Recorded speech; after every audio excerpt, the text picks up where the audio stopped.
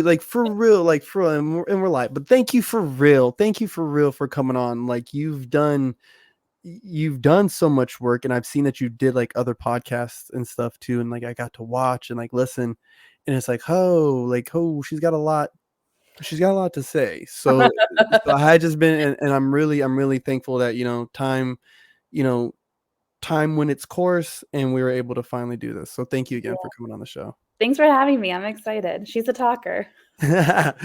Well, introducing Mrs. Sasha Monique. Yeah, Yes. Sasha Monique creates on Instagram. Yes. The wonderful, the powerful. How are you? You're good, yeah? I'm amazing. I'm so good. Good.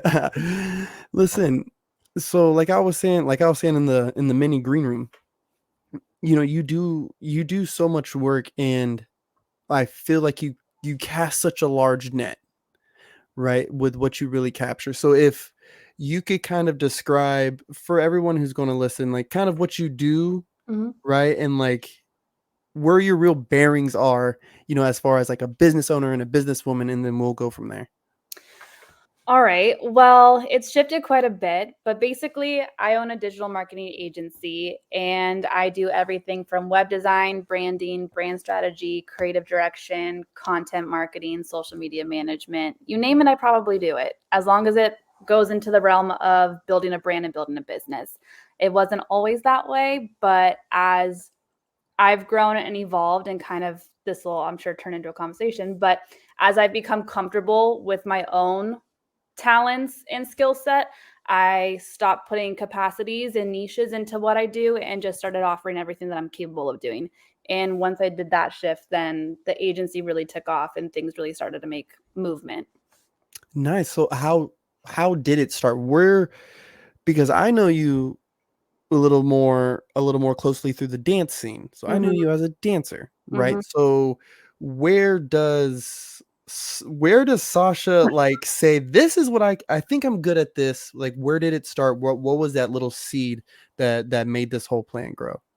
Um, well, I grew up dancing. I spent like 22 years of my life dancing for the most part, but it wasn't until I was about 16 or 17 I tore both my hamstrings and then got into a car accident and doctors were like you're never going to dance again. Like there's no way in hell you'll be able to dance again. And at that point I had just convinced my parents to let me get a dance agent and I was going to go like no college, we're going into the dance world. My parents were finally on board and the universe was like, haha, joke's on you, that's not happening. So I was in the most pain I've ever been in my life. I mean, I couldn't even walk. It was brutal.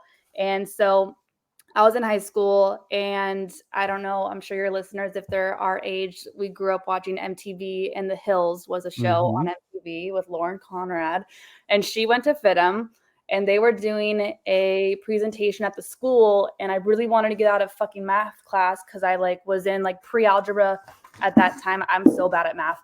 I wanted to get out of class. I'm like, I'm just gonna go sit in this lecture, whatever. And ended up really becoming interested and I applied and I got in my junior year and then it was just like, all right, new direction. And so my career Mhm. really started, long story short, my career started designing retail stores. And I got into that straight after college and I was doing that for about 6 years, traveling all over. I'm sure you can relate to that. Designing retail spaces all across the country. And then again, the universe did a lot of shifts and turns, and I ended up taking it digitally. And then after divorce and a kid and all the things, I had to be able to support myself. And after dealing with a lot of really poor treatment in the corporate world, I just figured do it for myself. And strike out. Yeah, hit filling that. Yeah, because traveling, we were talking about it too. Like when you're traveling and working, like if things aren't lining up and if you're not completely satisfied with your job, it's Mm-hmm. okay to go. It's okay to do something different. Yes. Yes. And so I mean, it's astounding to me that dancers, all these dancers that I mean, I know I know, like Mm-hmm. there's so much of this like need for that type of freedom, a freedom of having your own thing that you can, I guess, yeah, just like continue to create with, whether it's just like the median changes type of thing. Yes. We go from just using our limbs and our body and music to ooh, I could put this color here, and then I could put this Exactly. here, and then, you know, and I know, I mean, I know but I know that there's things too behind like how emails look. Like I kind of Mhm. started like because I read your stuff and I look through it and I'm like, oh, there's actually how this text lays out and how the colors are here. Like it creates a certain It's like a reaction in our brain. formation. Oh wow. Yeah, it's like a formation. Wow. Yeah, it's so wild. And I see like how do you stay so up to date with like the not only like the actual science behind it, like Mhm. how did you learn all that through FITM, and then also the way that you also stay along with trends. I Mhm. see how you also like keep tally and people who ever listen, if you need help growing your social media, just follow her page, let alone hire her. Like just follow the page, dude, and follow along. Like there's a lot of good free shit that she puts out there that you need to take advantage of, please. How do you like who, how do you just stay on top of all this, on top of staying on top of all the things, like, the clientele and everything? Sure. So to answer the first part, FITM really taught us. My major at FITM was visual communication, so it covered like it was the Mm. most broad major there. Basically, it was kind of like all the kids that didn't know what they wanted to do, but they knew they wanted to be there. Like that's where we were. So we need to figure it out. But like it was just the largest major at the school, so they covered everything from graphic design, event planning, event design, store merchandising, visual like window displays. We covered editorial work for magazines. I mean, it was so broad. It was just anything that could tell a story visually, we kind of covered it. Hmm. So from that, I started to a lot of my friends, a lot of my guy friends were at FITM because there was very few of them. And like when you're in college, you're like, oh, we're all the straight guys, right? Because we're at fashion school. So they were in the whole graphic design department. And so I became friends with a lot of them. And ironically enough, a lot of them were dancers too. And the Hmm. dance, like so many people at FITM are still, well, they got bought out, but were dancers. And so I started realizing like what they were doing. A lot of them got into videography and photography, and web design kind of came into play. So I taught myself a lot of things, but staying up to date, I'm the worst about it, honestly, when it comes to staying up to date with trends. I mean, I obviously scroll for entertainment and I see things, but there are a lot of people who are better about it, who actually follow specific people online, who are like the marketing gurus, who have newsletters that specifically put out, this is what's shifting in the algorithm. This is what's not shifting. But I mean, at this point, with social media changing so frequently, everything to me, in my opinion, is just kind of like trial and error. I don't think there's one trend or one thing that's the right thing to do. Your audience is going to tell you what's right for your brand and what's right for your platform. So Hmm. I just kind of tune it out, honestly. And that's probably not the best, but it works for me and for my clients.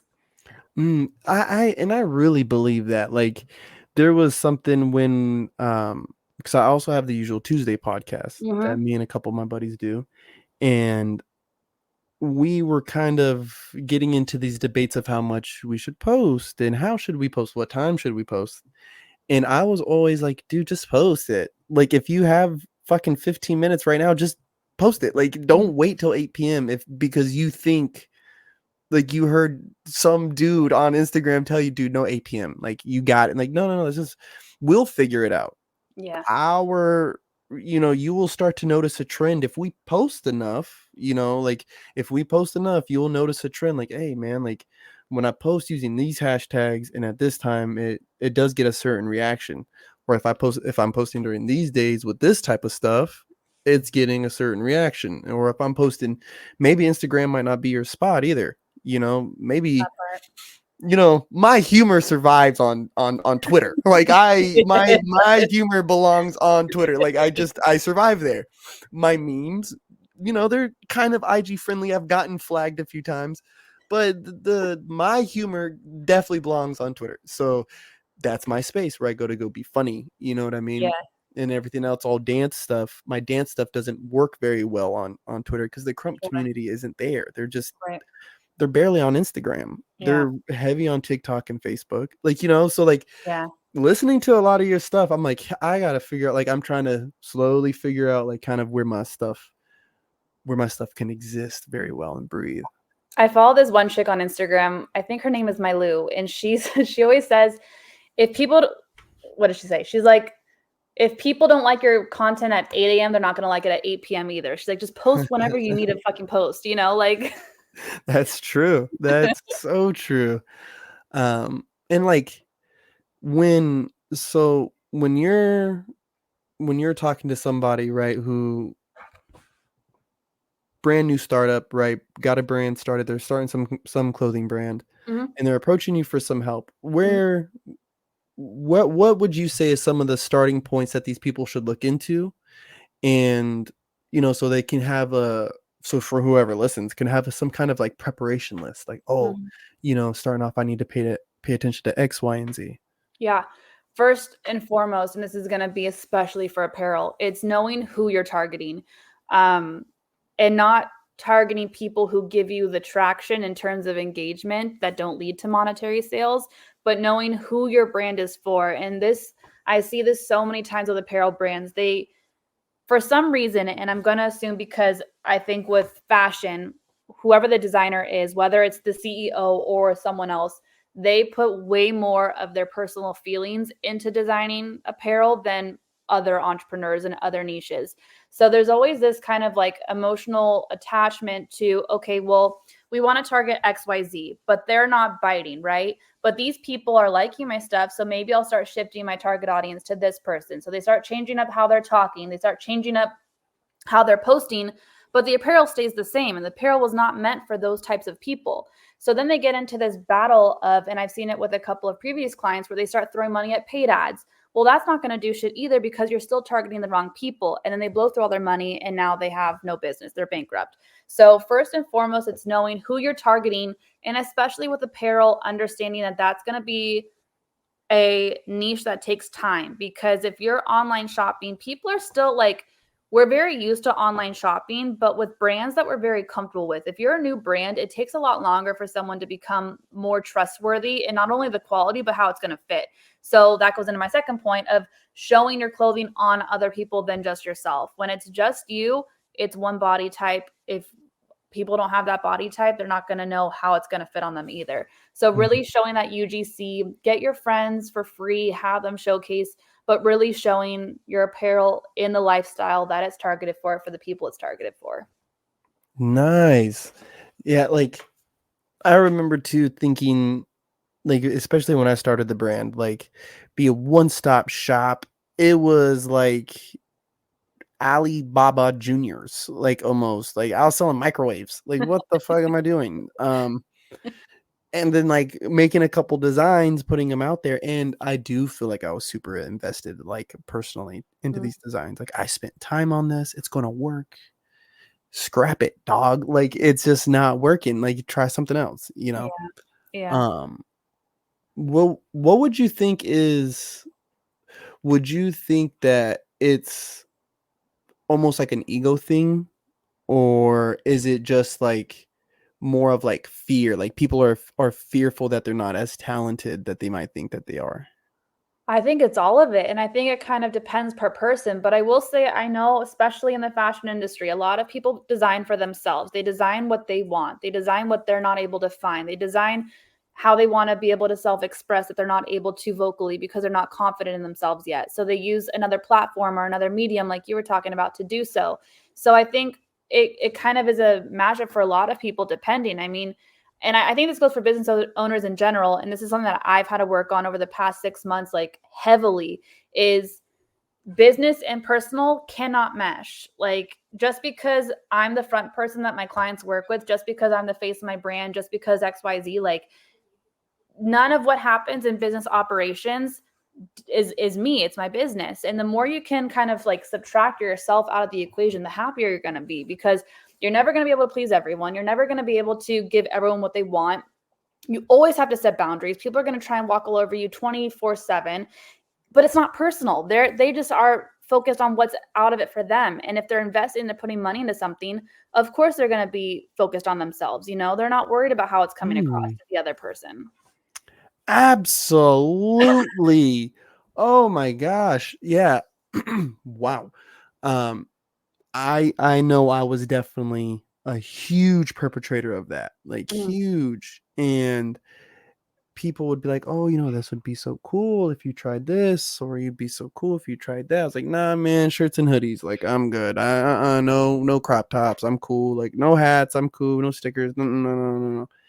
But then I didn't really realize like people were telling me what they wanted. The Mhm. people who are like, hey, this shirt's cool. I'm not gonna buy it right now, but let me know when you got some crop tops. And in the back of my head, I'm like, I don't fucking want no crop tops, like, but I was just so like egotistical and like just like stubborn.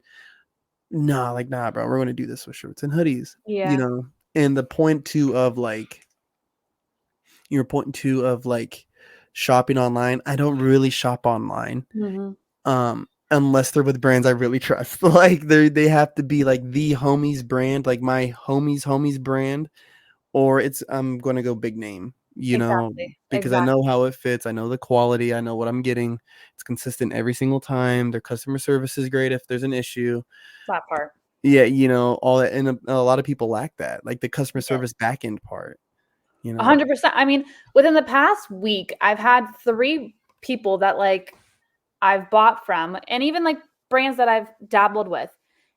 One package, they didn't even pack the order. It was just a packing slip and it's empty. And I try to like get a refund. No one's responding to the email. So I lost money. Like there's been like all these numerous things where it's just like, this is why people struggle with online businesses, because you guys make a bad name for all of us.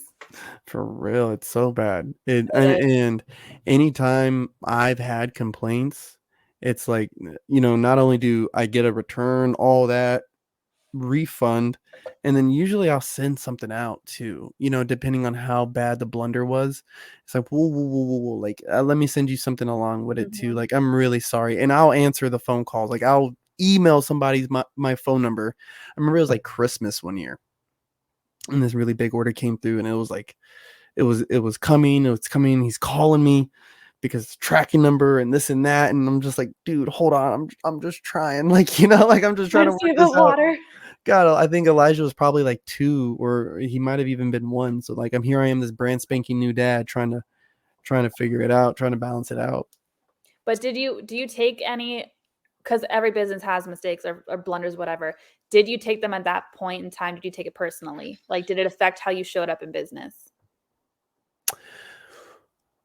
I took it personally in a way where I I had to show up in a different way. Mm, Like, it was like, oh no, like where everything's been so flawless, here's this really like this first mistake. And it was like a little eye opening, like, oh, here it is. Like, mhm. here's the first uh-oh, like, Yeah. and so I took it personal just because I'm the only one working on this fucking thing. Like, Yeah. it's just me. So it is my fault. So ooh, ouch, ouchie. But then it did make me be like, okay, I can either hide behind this computer screen, they'll never know me. They'll never know. I never have to answer this email, bro. Like, whatever, they can leave me a bad review, whatever. But then I was like, no, I need to show up, and I need to show up in a real way and really email these people back, turn on the notifications, whatever I got to do, to make sure that this sale closes out, properly. That's good. Not a lot of people do that, especially on the first one. A lot of people just say, "Okay, I don't know if this is for me. I think I'm gonna take a little sabbatical." Yeah, yeah. Have you ever had a moment like that where something went wrong and it was like, So ooh, many, so many. And I think like one of my clients put in particular right now, she's kind of fresh on the scene and she's just now kind of dealing with not problematic clients, but clients that are kind of, pushing her in a new way. And I tell her, I'm like, this is the name of the game, especially when it's design oriented, because everyone has a vision of what they want. And a lot of people can't communicate that vision. So I'm not always going to hit the nail on the head. I mean, 9 times out of 10, I do, but like, I'm not always going to, especially if the communication is just, if we just communicate differently.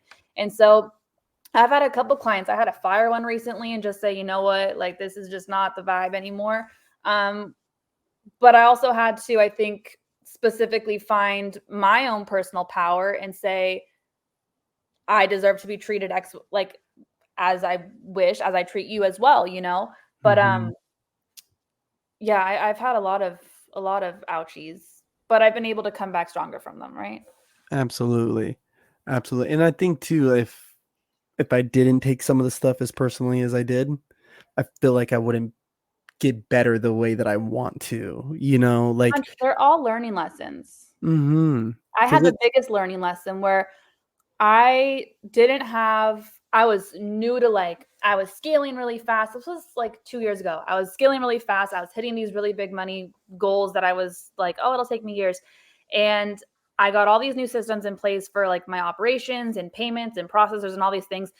I did not read the manual like I should have. And so I didn't know that failed payments did not notify you automatically. So I had one client say that she was paying me. And at that time, I also had it set up where like all my clients were paying me at like on the same day, basically. So I mm-hmm. wasn't really tracking my finances properly.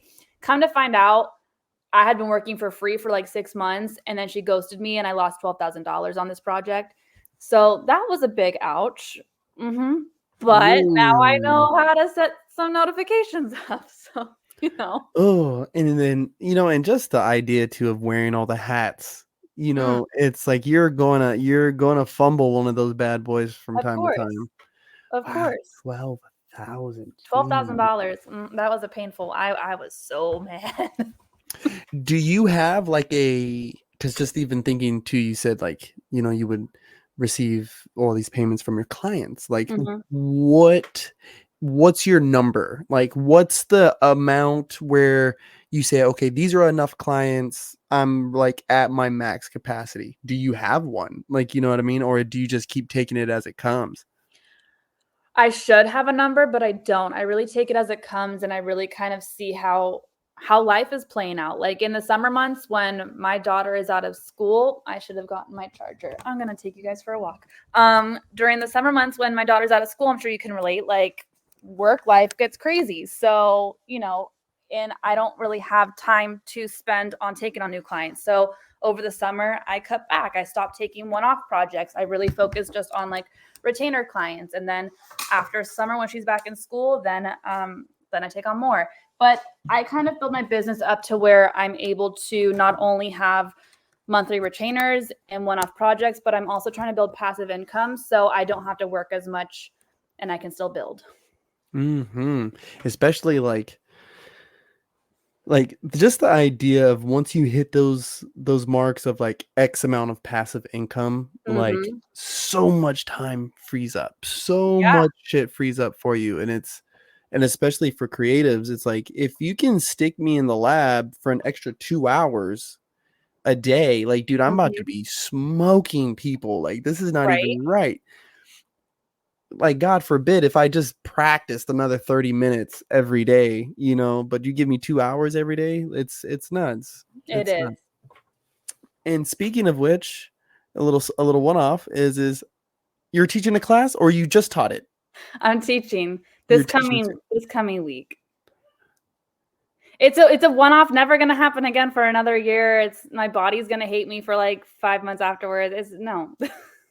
Yo, let's go. When I seen that flyer, I was like, let's go. Let's go. Yeah, Stepping back out on the floor. just one night. Are you nervous? No, I'm not. It's interesting because like it's sad to say, but dance doesn't do it for me anymore like it used to. Like it used to light me the fuck up. And now it just doesn't. And I think, I stopped teaching during the pandemic like many people. Like teaching virtually was just not the shit. And my daughter at Mm-mm. that time was like 6 months and she's like flailing around. I'm just like, I can't do this. And so I taught a little bit afterwards. Like once the pandemic was open, I kind of did like pop-up classes here and there, but it just wasn't lighting me up anymore. It just didn't do it. And I don't know if it's because like I still have a lot of pain from when I got injured when I was like 16, and like not to put my age out there, but I'm 33 now and that's a long time to still have pain from those injuries. But I still do. Like if I dance, I'm out for like a week just like icing. Ooh, yeah. So it's like it's a lot. Do you do any therapies for it or anything still to this day?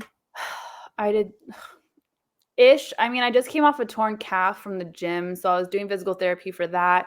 My body's a shot though. Like I can do what I can do in the gym and whatnot, but when it comes to dance, it's not the same. I did so much therapy. I did therapy for like almost a year, I'd say. But at that time, I was also dealing with like my rib cage was popping out of alignment. So I was constantly having to get readjusted. Like my body just got wrecked. So there's a lot of Mhm. scar tissue. Try to break that down. It doesn't want to. I'm just old. And that's what it is. Whoa, whoa, whoa, whoa, whoa, whoa, whoa.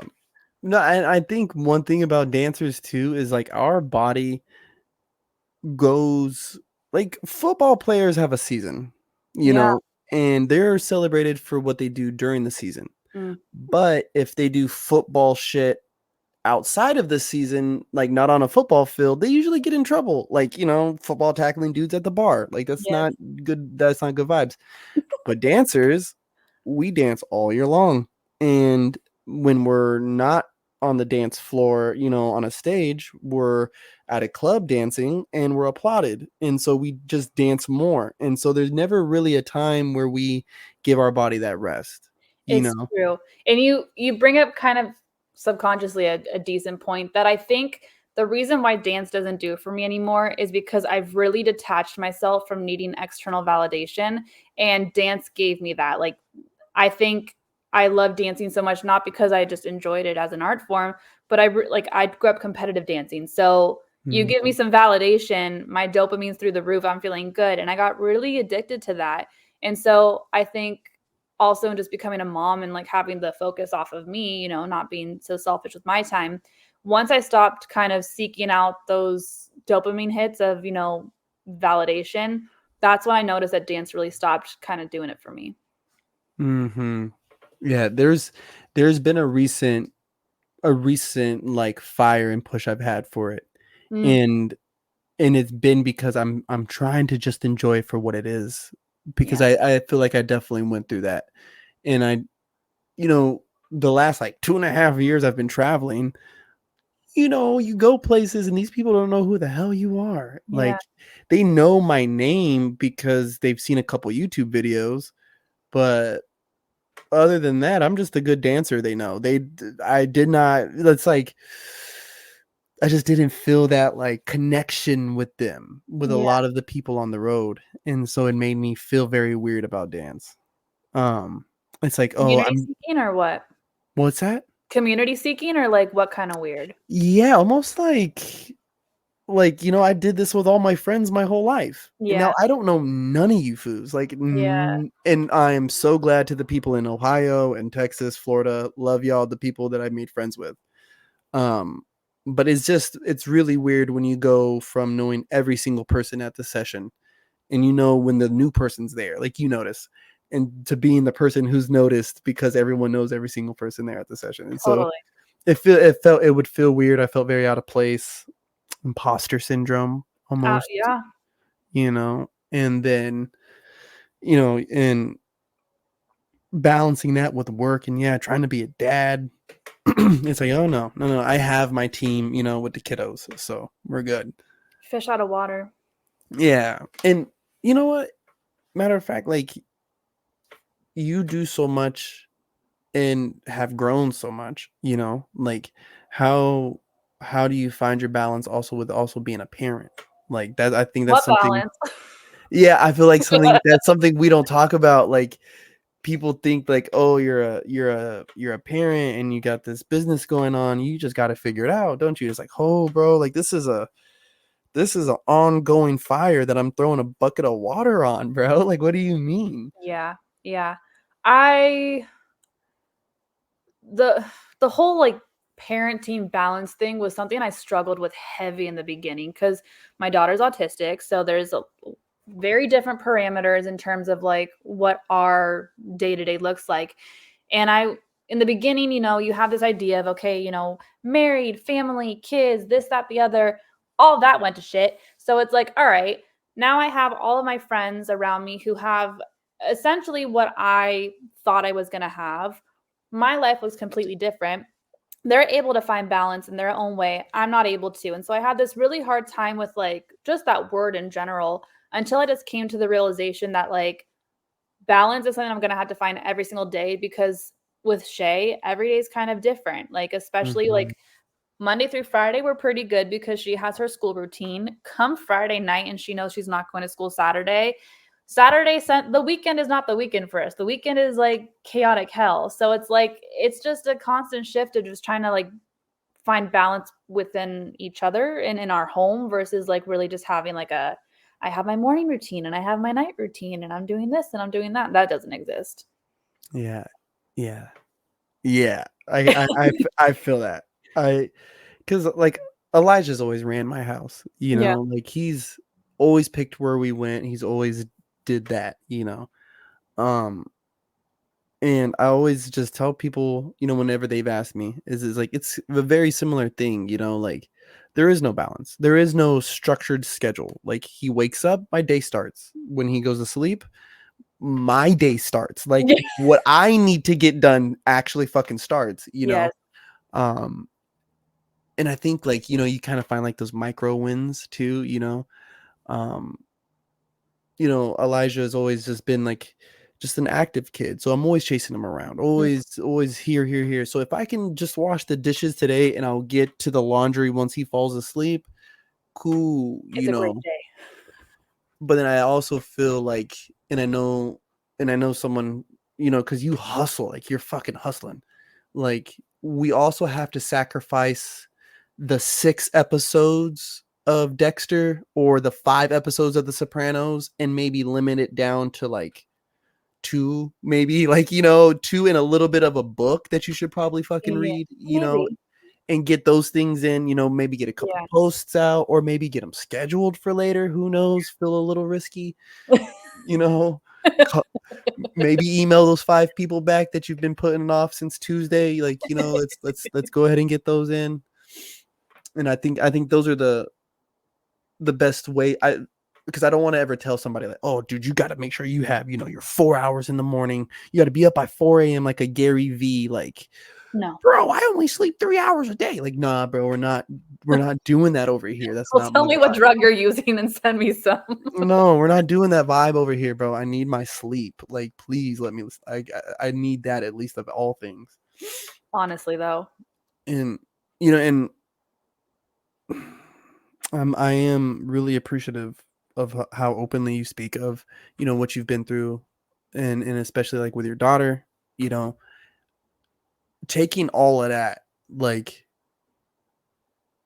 how how does that make you like how does that affect the way that you step towards your goals? Because I don't even want to just say your business, right? Yeah. Because you know special needs children are like they're little mini superheroes, Yeah. right? And they have all these little superpowers inside of them, all the babies, you know what I mean?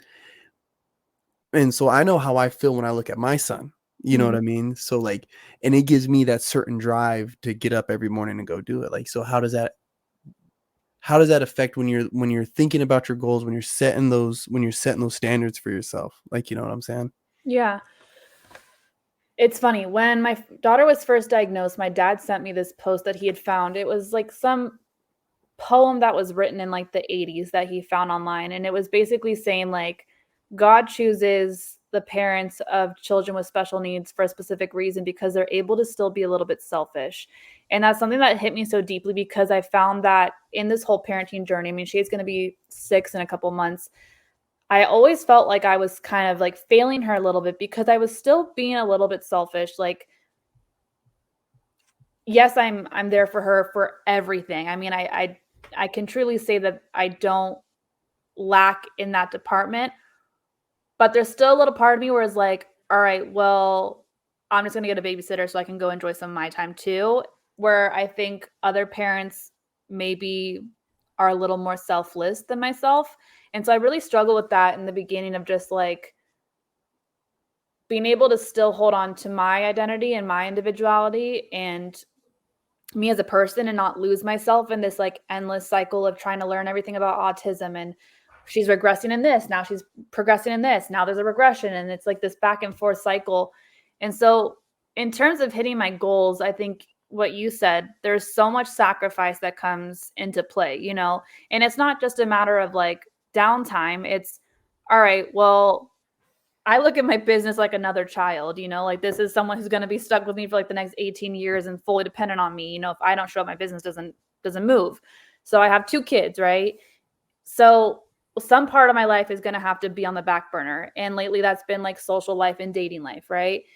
And those are sacrifices that I have to make. I mean, I've been single since Shay's been 10 months old. So that's something that I was like, all right, that'll come when it's meant to. Right now, the business is where I really got to put my energy, and obviously Shay.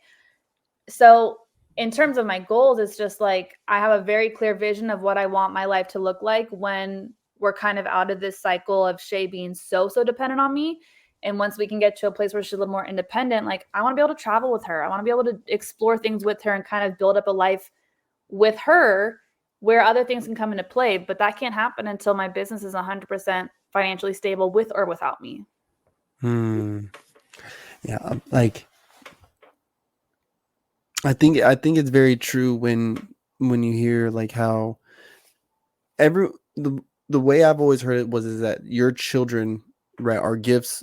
Children are gifts to us, right? Like not only to the world, but they're gifts to us because they reveal parts of ourselves to ourselves, That part. right? Like That part. things that you need, like Yes. things maybe that you not only missed out on as a child, right, but things that you're also lacking as a person, right? Like fuck parent, like not that you're lacking as a parent, my guy, like as a person, like something that you actually need to work on as a person, and they show you those things. It's a You know what I mirror. mean? Oh, and it's ugly sometimes. Mm-hmm. And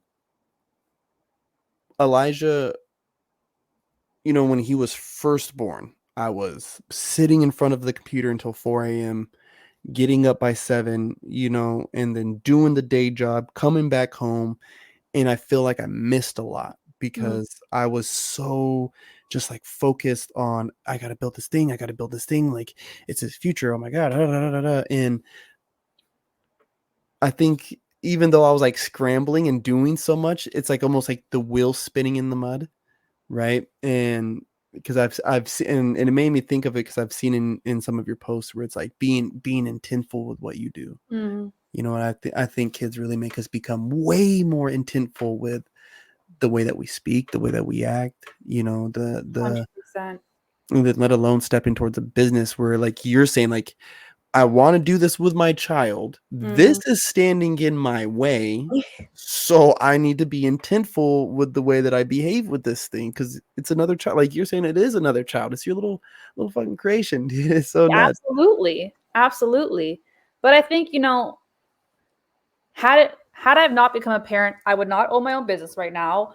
I truly believe that if my life hadn't gone how it's gone, especially with divorce and becoming a parent, I would not be in a good place at all. I think whether it would be addiction, whether it would be dabbling in the wrong thing, like I would not be in a good space right now. And so when it is hard managing, being up till 2 a.m. in the morning, then she wakes up at 2 a.m. because she has insomnia, then I haven't slept for an entire day and we got to answer clients and we got to get workout and this, that, and the other. And it's go, go, go, go, go. And I'm dying on the inside. At the same time, it's like, but what's the alternative?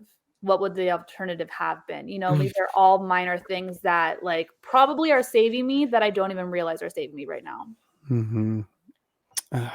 Who was it? I think it was Colbert, but there was like this, you know, uh, comedy guy, and they were saying he said something about how every suffering is a blessing from God, Mm, like and I know that's really hard sometimes when immediately we can say like, oh, there's people suffering, in these countries. It's like, yeah, but like being alive is pretty fucking rad, like and absolutely. you survive all these things, and I don't care what no one says, like when you're drowning in the water and you finally catch that breath, you're like, oh my god, yes, like yeah, I finally got Yeah. it, like because being alive is rad, and so to me, like I think the hustling for the kids and putting it down and like really being in tune with it, like being alive is rad. Like what's the alternative? Like Mm-hmm.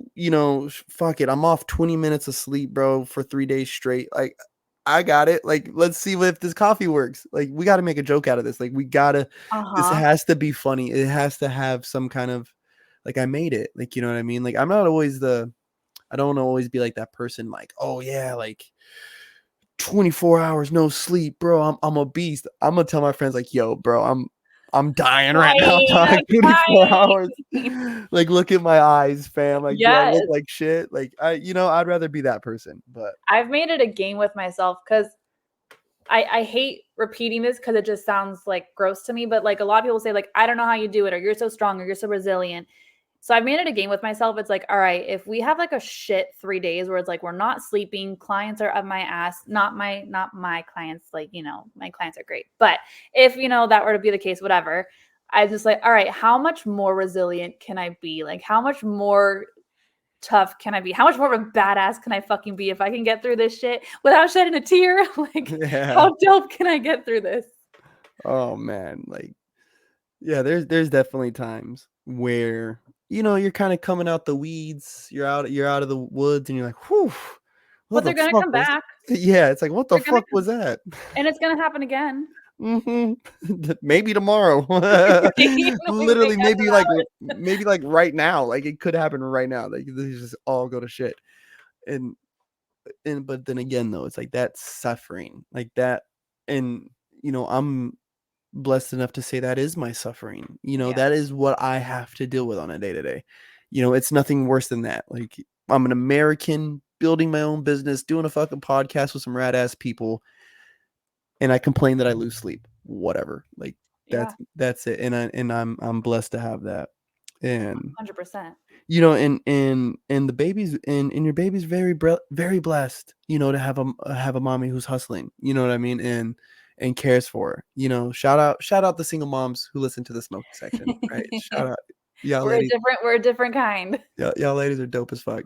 No, it's dope, and it's inspiring. It's inspiring to me because, like, I come from a house of single mothers, you know what I mean? And unfortunately to them, they never really like chased anything like artistically like that, got a sister who's like in culinary school and stuff. But they all did the college, got the job, and they're chilling now. So shout out my sisters.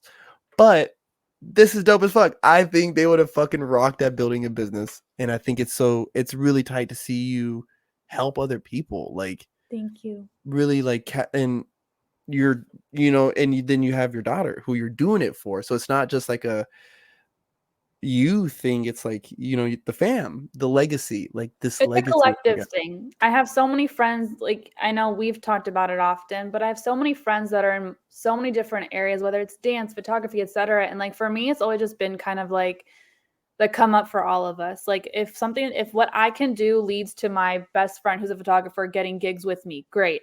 If what I can do gets my friend out of the job he hates so much, great, let me hire him. If what I can do can get more connections from my friend who's a dancer, like, I just want the collective to just, like, my people to win, because like I feel like I'm surrounded by such dope people. And I think especially as creatives, like, it's so hard to make your own opportunities, especially now with social media. So it's like, if I can, not saying I can, but if I can try to at least kind of like put some puzzle pieces together for other people in my life, then like that's the real come up. That is.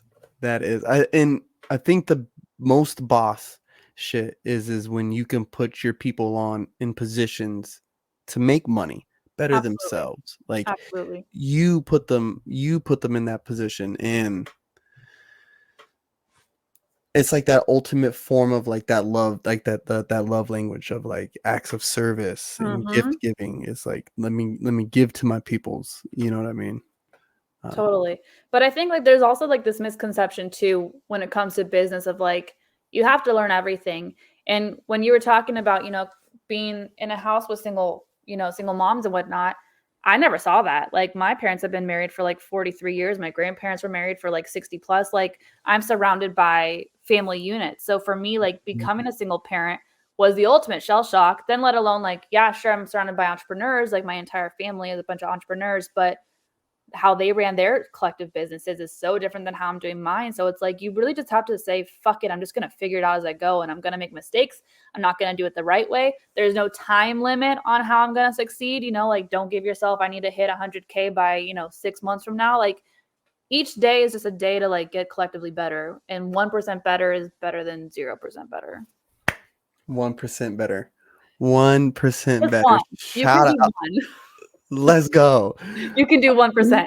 1%, at least one. And I don't know, like I don't know where there is like this need. I feel like people have this need. I don't know if it's the YouTube videos Mm, or the Instagram ads where it's like, oh, I'm 21 and I made $1 million in 6 days. Like, let me teach you how. Like, they fall for it. They really fall for it. And I I heard fell this. for it.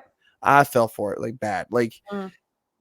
I kind of knew it was fake. Like, I kind of knew. So I kind of blame myself for being as gullible as I was with it. I was like, maybe I can really do it. But like, yeah, you do. You have to learn it all. Like, you have to. And I think not only learning it all, but also exhausting all your resources. Mm. Like you're saying, like maybe, maybe not exactly like for your case, right? But like if you have people who are around you who have their own brands and you want to build a brand, or they've wrote books and you want to write a fucking book, like talk to them, pick their brain, do. They're going to show you everything that they know, like if they're nice enough. Yeah, if they're not, get new friends. Yeah, right. But there's still the legwork that you got to do.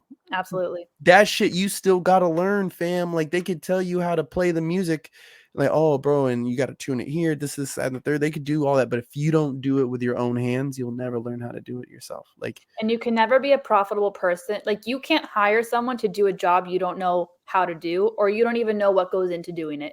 How can you manage them then? How can you make sure your money's working for you then? So whether it's artistically or not, it's like to your point, you gotta at least attempt to learn. At least attempt. absolutely. But I fell for all of that. I thought I was gonna be like a family YouTube channel. I went out and spent a dime on a dumbass camera. I started a fucking YouTube channel with my ex-husband. Stupidest shit I've ever done in my life. But I really thought I was gonna be famous and make like, millions. I was so on it. You guys were going to be next, keeping up with the Joneses. Yeah. Oh, like that is one reason too. I've always like even thought like, oh, maybe me and Elijah can do a thing together, or me and this. And you're like, no. I think doing the family, Instagrams and the family It's a YouTube, different beast. they're a different animal. And I just feel like I don't know. I'm superstitious. I don't like it. I get Uh, it. I get it. um, so Sasha's making her moves, Instagram, right? Plethora of content coming out, right? You have your clients, you have your baby, Mhm. right? And you know, dancer, right? All the different hats, right?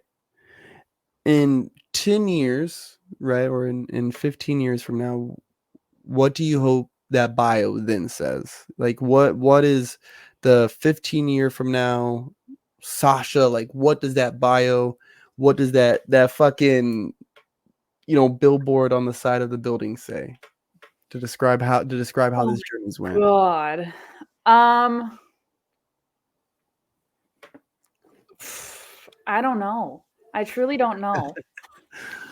I don't know. Learn how to be happy with yourself. I don't know. I mean, I think Mm, something that I really want to get into further down the road. I mean, like I have very, very, very large scale visions for my business where it's running itself. I'm out of it. I really, it's always been on my heart to write a book. I started out kind of in the blog scene, writing scene. I really want to do TED Talks and keynote speaking, but more so in terms of just sharing my personal story and all of my struggles with mental health and kind of go more into the like motivational scene of things. But I truly don't know because every single time I've made a plan or at least like put together an idea of what life was going to look like, it has gone complete 180 and I'm not complaining whatsoever. I have been so pleasantly surprised by all of it, but I've just gotten to the place of like, I'm so focused on what I'm doing today. I know what I would like for things to feel like in the future. I don't know what they're going to look like. As long as I'm happy, content, and I still have my ambition and my drive to go after things that I find to be pleasant, that's all I'm focused on. nice. Now, I did want to play a little game. Ooh, I love games. Yeah.